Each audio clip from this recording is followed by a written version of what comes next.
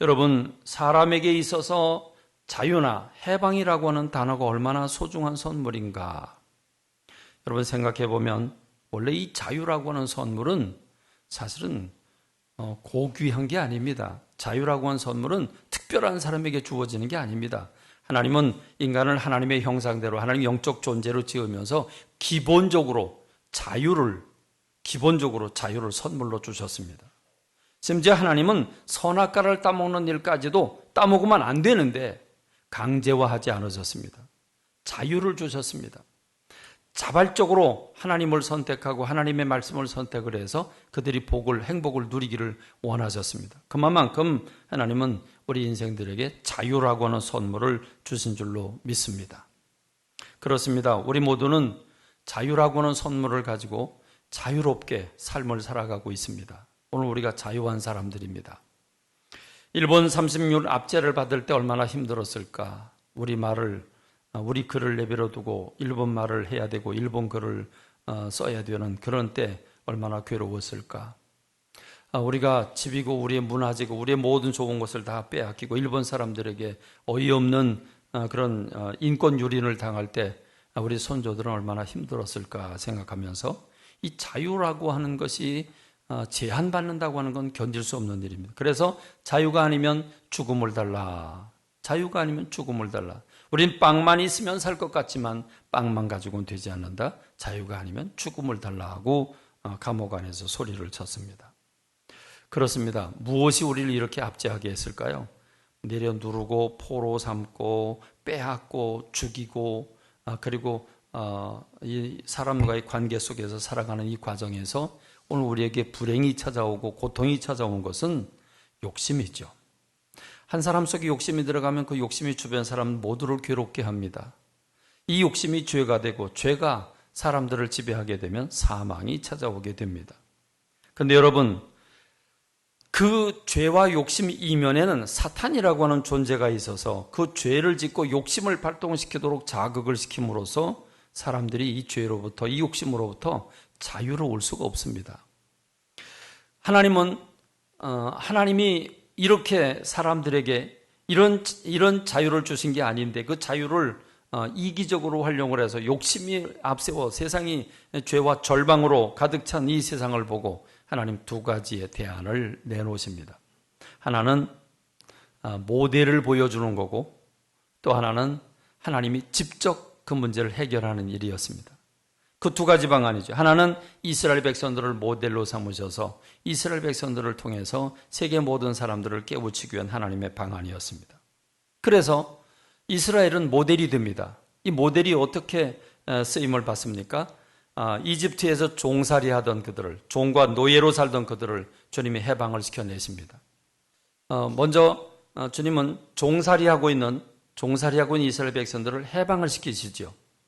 이게 오늘 죄와 욕심 가운데 살고 있는 죄의 종로로 타는 우리들을 해방시키는 것을 미리 이스라엘을 통해서 보여주시는 겁니다. 저들은 육체가 구속되어 있다가 해방을 받습니다. 그리고 광야로 나오죠.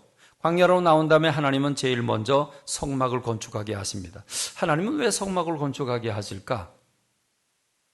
자, 재미있는 것은 성막의 목적이 뭐냐? 내가 너희들을 만날 집을 지어라. 내가 거할 집을 지어라. 주님이 사람들 가운데 찾아오시는데 찾아오시기 위한 조건으로 집이 있어야 되는데 그 집이 무엇입니까? 예배의 집이죠. 그래서 주님을 만나는데 제일 먼저 하는 일이 뭡니까? 짐승을 잡아서 우리의 죄를 속죄받는 길입니다. 하나님은 인간이 죄와 욕심으로 말미암아 서로 시기하고 질투하고 다투고 억압하고 뺏고 죽이고 살인하고 하는 이런 모든 과정을 지켜보시면서 이 사람들이 죄와 욕심으로부터 해방받는 길이 뭘까?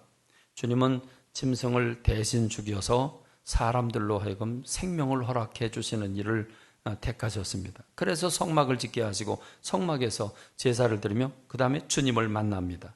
주님을 만나는 일이 무엇입니까? 예배입니다. 주님을 만나서 예배드리고 예배를 드리며 주님 만나 주의 사랑을 받고 치유함을 받고 주님이 주신 기쁨을 소유하고 그리고 세상으로 나가는 겁니다. 우리는 이 날을 안식일이라고 말하죠.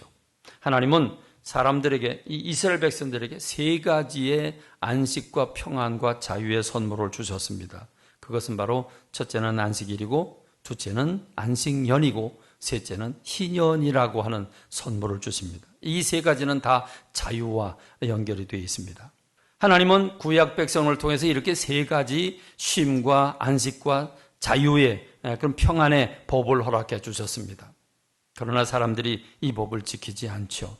여러분, 하나님은 구약 이스라엘 백성들을 통해서 이렇게 하면 행복하게 살 수 있다고 하는 법을 만들어 주신 겁니다.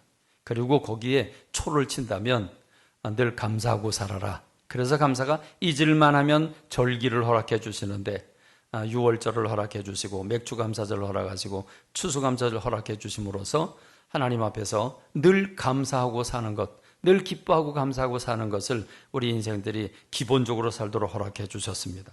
그런데 사람들은 감사하지도 않았고 절기를 지키지도 않았고 또 안식일, 안식년 그리고 희년을 제대로 지키지도 않았습니다.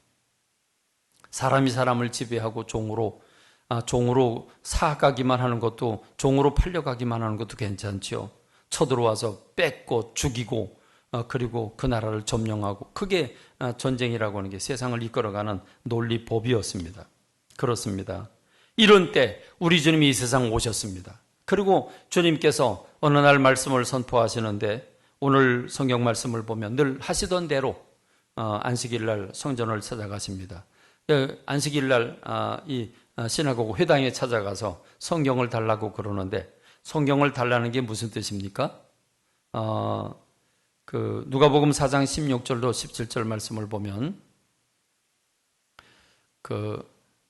예수님께서 자라난 곳 그 나사렛에 이르사 안식일에 늘 하시던 대로 회당에 들어가서 성경을 읽으려고 서심해 선지자 이사야의 글을 드리거늘 책을 펴서 이렇게 기록된 데를 찾으시니, 그리고 주님이 하신 말씀이 오늘 우리가 읽은 성경 말씀이에요. 자, 누가복음 4장 18절로 19절 말씀이죠. 주의 성령이 내게 임하셨으니 가난한 자에게 복음을 전하게 하시려고 내게 기름을 부으셨고, 나를 보내서 포로된 자에게 자유를, 눈먼 자에게 다시 보게 함을 전파하고, 눌린 자를 자유롭게 하고, 주의 은혜의 해를 전파하게 하려 하심이라, 이 말씀을 하십니다. 그러니까 여러분, 그때 성경은 지금 우리가 가지고 있는 이런 성경책이 아니죠. 그때는 한 권 한 권마다 이사야가 양 가죽으로 만들었는데 그 두루마리로 2개나 됩니다. 그 중에 한 권을 달라고 그러신 거죠. 펼쳐 읽고, 자, 그러면 읽은 다음에 어떻게 하셨을까? 누가복음 4장 20절로 21절에 보면 이 분위기를 여러분 한번 잘 살펴보세요. 책을 덮어, 여기서 말하는 책은 두루마리입니다. 두루마리를 둘둘 다시 말아가지고 맡은 자에게 주셨다. 이거는, 이 두루마리로 된 거는 아무나 가지고 있는 게 아니고 회당에만 있는 것이기 때문에 회당에 다시 맡깁니다. 맡겼더니 회당장이 그 일을 하는 거죠. 그리고 앉으십니다. 자, 무슨 말씀을 읽으셨다고요? 가난한 자에게 복음을 전하게 하시려고 포로된 자를 자유케 하고, 그리고 눌린 자를 해방시키기 위해서, 자유케 하기 위해서 이 땅에 오셨다. 이 말씀을 선포하신 거예요. 이 말씀을 찾아서 읽으셨어요. 읽으시고 주님이 덮어가지고 건너주고 앉았어요. 앉았는데 회당에 있는 사람들이 다 주목을 하고 봐요. 왜 그랬을까요? 왜 집중해서 볼까요? 여러분, 이 선포한 메시지가 보통 메시지가 아니기 때문에 그래요. 이게 무슨 메시지입니까? 누가복음 4장 18절로 19절에 있는 이 메시지가 무슨 메시지입니까? 이사야서 61장 1절로 3절에 있는 말씀인데, 이 말씀은 희년을 선포하는 말씀이에요. 그러니까 50년이 되면, 매 50년이 되면 그 50년째 되는 해 선포를 합니다. 바로 이 말씀을 선포하는 거죠. 이 말씀을 선포함으로써 노예된 사람은, 종으로 팔린 사람은 다시 자기 집으로 가고, 땅 제주인에게 돌려주고, 모든 부채를 탕감하고, 이거를 선포하는 겁니다. 이거를 선포했어요. 근데 여러분, 지금 신약 시대에 예수님이 오셔서 이 말씀을 선포했다. 그럼 그 해, 예수님이 지금 오신 말씀 전파하는 그 해에 지금 희년일까요? 아닐까요? 희년일까요? 아닐까요? 아니죠. 희년이 아닌데 예수님이 그 희년에 대한 말씀을 선포하신 겁니다. 그리고는 자, 누가복음 4장 20절, 21절 다시 한번 보여주면,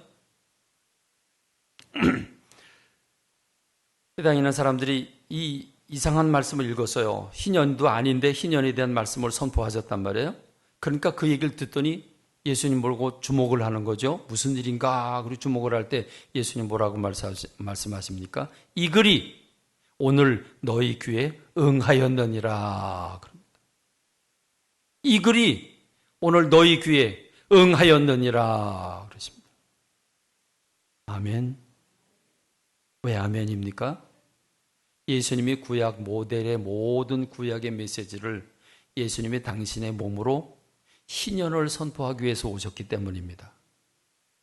예수님 모든 죽음과 모든 질병과 모든 아픔과 모든 갈등, 모든 억제하는 모든 것들, 압제하는 모든 것들을 다 초토화시키시고 죽음으로부터 절망하고 있는 백성들을 구원하시기 위해서 이 땅에 오신 생명의 주인이신 주님인 줄로 믿습니다. 주님은 이 땅에 생명 주시려고 오셨습니다. 해방시키시려고 오셨습니다. 자유하게 하시려고 오셨습니다. 주님 이 말씀 읽으면서 이 글이 오늘 너희 귀에 응하였다. 누구 얘기입니까? 예수님의 말씀입니다. 자신을 통해서 하나님이 이 땅에 모든 세상 사람들 욕심과 죄로 말미암아 죽음의 형벌을 받고 있고 절망하고 있고 그리고 시기하고 질투하고 다투고 아파하고 서로 죽고 죽이고 하는 이런 지옥 같은 세상을 사는 사람들에게 희년을 선포하기 위해서 이 땅에 오셨다는 말씀입니다. 할렐루야, 할렐루야. 그런데 자유와 해방을 주시기 위해서 오신 예수님이 우리 앞에 계시고 우리 그 예수님을 모셨는데 모셨음에도 불구하고 자유와 해방을 누리지 못하고 있다면 그럼 이게 심각한 거 아닐까요? 주님이 이 땅에 희년을 선포하기 위해서 오셨습니다. 그런데 기쁨을 선포하기 위해서 오셨고 기쁜 소식인데 만일 우리가 자유하지 못하다면 그럼 이걸 어떻게 설명해야 될까요? 여러분에게 진정한 마음으로 아주 솔직하게 여러분에게 묻습니다. 대답은 그냥 눈빛으로 해주셔도 됩니다. 여러분 자유하십니까? 여러분 자유하십니까? 정말 자유해요? 여러분 무엇이 여러분을 염려하고 근심하게 하고 있습니까? 무엇이 여러분을 웃지 못하고 자유롭지 못하고 뭔가 매여 있는 듯이 뭔가 여러분을 사로잡고 있는 듯이 여러분 얼굴이 밝지 못합니까? 돈이 없어서입니까? 많지 못해서입니까? 아니면 부채 때문입니까? 여러분이 그 빚 때문에 쪼들려서 갚을 길이 없어서 절망적이라서 그렇습니까?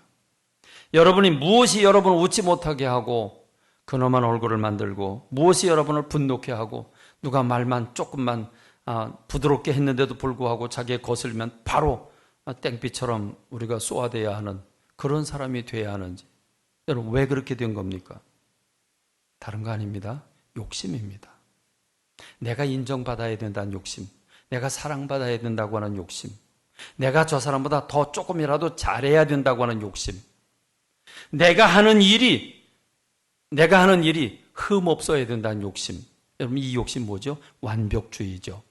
완벽주의입니다. 완벽주의는 완전한 죄입니다. 왜요? 내 힘으로, 내 지식과 그리고 내 노력과 그리고 내가 모든 걸 챙김으로써 온전해지겠다. 흠이 없이 하겠다. 근데 여러분 사람은 육신이 한계가 있는 사람이고 그리고 지식도 한계가 있고 내가 알고 있는 것도 한계가 있고 능력도 한계가 있는 사람인데 내가 완전할 수 없죠.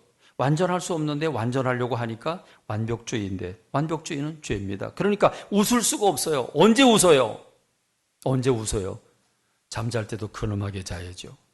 왜요? 조금이라도 흐트러지면 안 되잖아요. 내가 넘어지면 안 되죠. 실수하면 안 되죠. 내가 잘못하면 안 돼요. 그러니까 늘 나를 챙겨야 되고 늘 웃음이 없고 늘 경계를 해야 되고 여러분 그래서 다른 사람 시간을 안 지키는 사람 시간을 철저히 지키는 그 사람은 시간 안 지키는 사람 보면 용서를 못해요. 그렇죠? 절대로 못 받아들여요. 그러니까 다른 사람을 해서 정죄하게 되죠. 여러분은 사람과의 관계 때문에 괴로움에 사로잡혀서 그래서 괴로워하고 있습니까? 서너 사람 건너 세 사람, 네 사람 중에 한 사람이 암에 걸린다고 하니까 하나, 둘, 셋, 나네? 언제든지 내가 암에 걸릴 수 있잖아요. 그렇죠? 그 암에 대한 불안감 때문에 여러분 괴로워하고 있습니까? 여러분 과거의 어린 시절 상처가 있어요. 내가 어린 시절에 가족과의 관계 때문에 또는 뭐 등등 여러 가지, 그리고 험상궂은 일을 만나기도 하고 그런 여러 가지 일에 사로잡혀서 평생 그 상처가 나를 아프게 하고 다른 데 눈 돌리지 못하게 하고 그것 때문에 사로잡혀 가지고 정상적인 삶을 살지 못하는 사람들이 있습니다. 그런가 미래의 불확실성, 내가 미래에 어떻게 될 것인가, 미래에 내가 안전하게 살 수 있을 것인가, 여러분 미래에 대한 불안감 때문에 밤잠 못 자는 사람들도 있습니다. 다른 사람과 비교하느라고 열등감에 빠지거나 우월감에 빠지거나 괴물로 살아가는 사람들이 있습니다. 여러분 게임이나 술이나 유튜브나 인터넷이나 스마트폰, 여러분 여기 사로잡혀서 이거 없이 불안한 사람들이 있습니다. 여러분 무엇에 사로잡혀 있습니까? 주님은 이 땅에 자유하기 위해서 오셨는데, 평안을 주시기 위해서 오셨는데, 쉼과 안식을 주시기 위해서 오셨는데 과연 우리는 안식을 누리고 있습니까? 예수님을 믿는다라고 하면서 그럼에도 불구하고 여러분은 정말 평안한 가운데 있느냐 이 말입니다. 예수님 말씀하십니다. 수고하고 무거운 짐진 자들아 다 내게로 오라, 내가 너희를 쉬게 하리라. 여러분 다 하라 그랬어요. 예외는 없어요. 수고하고 무거운 짐 뭐예요? 지금까지 얘기한 모든 것들이에요. 여러분 억누르고 있는 것들, 그게 사람과의 관계든지 물질이든지 그게 뭐든지 여러분 억누르고 있는 게 있다면 그게 무거운 짐입니다. 무거운 짐진 사람들아 다 내게로 와라, 내가 너희를 쉬게 하리라. 여러분 우리가 산에 오르다가 보면 뭘 꼭 챙겨 가지고 가야 돼요. 중간에 간식 떨어지면 안 되죠. 간식이 떨어지면 그러면 그 에너지를 잃어버리면 주저앉을 수 있습니다. 그러니까 간식도 가져가야 되고, 근데 이것저것 가져가는데 높은 산일수록 더 많이 가져가게 돼요. 그 가방이 더 커져요. 제일 무거운 게 뭔지 아십니까? 제일 무거운 거예요. 물이에요, 물. 물이 제일 무거워요. 그런데 이 물은 안 가져갈 수가 없어요. 그래서 산 중턱에 물이 있다. 굉장히 복받은 그런 산행이에요. 근데 물을 가져가야 돼요. 여러분 이렇게 등산을 하는데 가방을 메고 가다가 1km고 2km 간 다음에 내려놓잖아요. 이걸 그 가방을 내려놓을 때 그 시원함, 그 자유함, 얼마나 자유한지 몰라요. 그거 맛보기 위해서 등산 한번 해보세요. 여러분 무슨 말입니까? 수고하고 무거운 짐진 자들아 다 내게로 오라, 내가 너희를 쉬게 하리라. 내려놔야지요. 내려놔야 돼요. 여러분 그런데 완벽주의는 못 내려놔요. 내가 해결해야 되잖아요. 빚도 내가 해결해야 되고, 그리고 성격도 내가 고쳐야 되고, 시간도 지켜야 되고, 이것도 해야 되고 저것도 해야 되고, 다 잘해야 돼요. 한 글씨도 틀리면 안 돼요. 여러분 그러니 쉴 시간이 없죠. 마음에 평안할 시간이 없어요. 내려놓으시는 우리가 되길 간절히 소원합니다. 내려놓으시는 우리가 되길 간절히 소원합니다. 내려놓고 내가 실수하면, 상대방이 실수하면, 야 나도 실수해, 너나 나나 실수한 사람인데 우리 잘 봐주고 살자. 서로 용납하고 서로 용서하고 그리고 서로 용기 주고 배려하면 그게 행복인 줄로 믿습니다. 글자 하나 틀려도 뭐냐고 말이지, 글자 이게 누가 갖고 뭐 하냐고. 여러분 이러면 안 되잖아요. 그게 갑질하는 거죠. 그렇죠? 이게 부자유한 거예요. 자기도 부자유하고 밑에 사람도 부자유, 다 부자유예요. 요한복음 8장 36절에 보니까 예수님이 충격적인 아주 귀한 말씀을 주셨어요. 수고하고 무거운 짐 내게로 오라, 내가 너희를 쉬게 하리라는 말씀하셨지만 또 요한복음 8장 36절에서는 그러므로 아들이 너희를 자유케 하면 너희가 참으로 자유로우리라. 할렐루야, 할렐루야. 주님이 여러분을 자유케 하면 여러분 자유할 수 있는 줄로 믿습니다. 문제는 무엇이냐? 여러분의 무거운 짐, 마음속에 여러분이 지금 어려서부터 가진 것이든 요즘에 최근에 생긴 거든 물질적인 문제든 무슨 문제든 여러분 그게 부채든 여러분 그 무거운 짐을 주님 앞에 내려놓는 여러분들 되시길 주님의 이름으로 축원합니다. 축원합니다. 축원합니다. 그 뭐 좋은 것도 아닌데 붙잡고 있어요. 내려놓는 여러분 되시기 바랍니다. 그럼 내려놓는 게 뭐예요 도대체? 여러분 주님이 무엇을 먹을까, 무엇을 마실까, 무엇을 입을까 염려하는 사람에게 주님이 이렇게 말씀을 하십니다. 마태복음 6장 30절로 31절에 보니까 오늘 있다가 내일 아궁에 던져지는 들풀도 하나님이 이렇게 입히시거든 하물며 너희일까 보냐. 믿음이 적은 자들아, 믿음이 작은 자들아. 그러면 염려하기를 뭘 먹을까 이거 하지 마라. 믿음이 적은 자들아 그랬어요.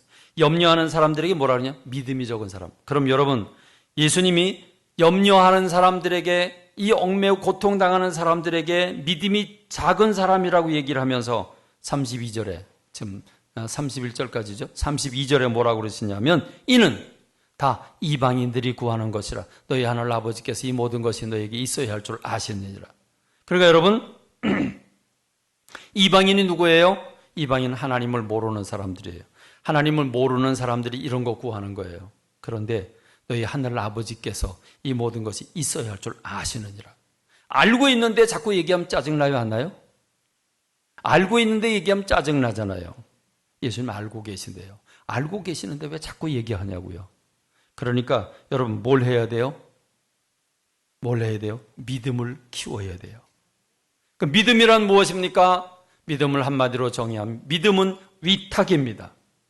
내려놓는 게 믿음이고 주님께 맡기는 게 믿음입니다. 믿음이란 무엇입니까? 여러분의 근심을, 여러분이 여러분의 힘으로 해결하지 못하는 걸 주님께 맡기는 겁니다. 그게 믿음입니다. 자, 3명의 예언만 듣습니다. 짧게 들겠습니다. 아사라고 한 왕이 있습니다. 아사 왕가 이디오피아가 100만 군대를 이끌고 왔습니다. 역대하 14장 11절로 12절에 보니까 아사 왕이 100만 대군을 몰고 온 이 구스 이디오피아를 이길 수가 없어요. 그때 이렇게 기도를 합니다. 부르짖어 여호와여, 힘이 강한 자와 약한 자 사이엔 주밖에 도와줄 이가 없사오니 우리 하나님 여호와여 우리를 도우소서. 우리가 주를 의지하오며 주의 이름을 의탁하옵고 이 많은 무리를 치러 왔나이다. 여호와여, 주는 우리 하나님이시오니 원하건대 사람이 주를 이기지 못하게 하옵소서. 아사가 어떻게 했습니까? 도저히 맞서서 싸울 수 없는 이 구수의 군대 100만 대군과 만났을 때 주님을 의지합니다. 주님의 이름을 의탁합니다. 주님께 이 문제를 맡겨드렸습니다. 주님이 친히 역사하셔서 100만 대군이 한 사람도 살아가지 못했습니다. 여호사밧 왕은 어떻게 했습니까? 역대하 20장 12절에 보니까 여호사밧 왕은 이렇게 기도를 합니다. 금식하면서 우리 하나님이여 그들을 징벌하지 아니하시나이까 우리를 치러 오는 이 큰 무리를 우리가 대적할 능력이 없고 어떻게 할 줄도 알지 못하고 오직 주님만 바라봅니다 라고 기도할 때 하나님은 이 전쟁은 너희에게 속한 것이 아니라 나에게 속했다. 이 순간부로 내가 이 기도를 들은 이 순간부로 이 문제는 너희에게 속한 것이 아니라 이 전쟁은 나에게 속한 것이다. 하나님 친히 역사하셔서 대성을 거두게 된 줄로 믿습니다. 히스기야는 어떻게 기도하고 있습니까? 히스기야는 아수르가 공격을 했을 때 이렇게 기도를 올립니다. 아수르 왕이 온갖 조롱하는 편지를 보냈어요. 편지를 주님 앞에 펼쳐놓고 여호와의 성전에 올라가서 히스기야가 그 편지를 여호와 앞에 펴놓고 그리고 기도합니다. 그룹들 위에 계신 이스라엘의 하나님 여호와여, 주는 천하만국의 홀로 하나님이시라. 주께서 천지를 만드셨습니다. 여호와여, 귀를 기울여 들으소서. 여호와여, 눈을 떠서 보시옵소서. 산헤립이 살아계신 하나님을 비방으로 보낸 말을 들으시옵소서. 여러분, 편지를 펼쳐놓고, 조롱하는 편지를 펼쳐놓고 주님 보시옵소서, 주님 들으시옵소서. 여러분 뭐 했어요? 주님 앞에 위탁한 줄로 믿습니다. 주님께 맡긴 줄로 믿습니다. 그럴 때 주님이 역사하셔서 전쟁에서 이기게 하신 줄로 믿습니다. 보호하게 하신 줄로 믿습니다. 여러분, 내가 내 문제를 해결할 능력도 없으면서 어째서 내가 끌어안고 있으면서 웃지도 못하고 항상 근엄한 얼굴로 또는 사람들이 내게 조그만 작은 말만 해도 온갖 신경질을 부리면서 그러고 세상을 살아가야 되겠습니까? 여러분의 문제를 주님 앞에 내놓고 눈물 뿌려 기도하되 감사하며 살아가고 주님이 여러분의 문제를 해결해 주셔서 자유함을 맛보고 살아간 주의 사람들 되시기를 주님의 이름으로 축원합니다.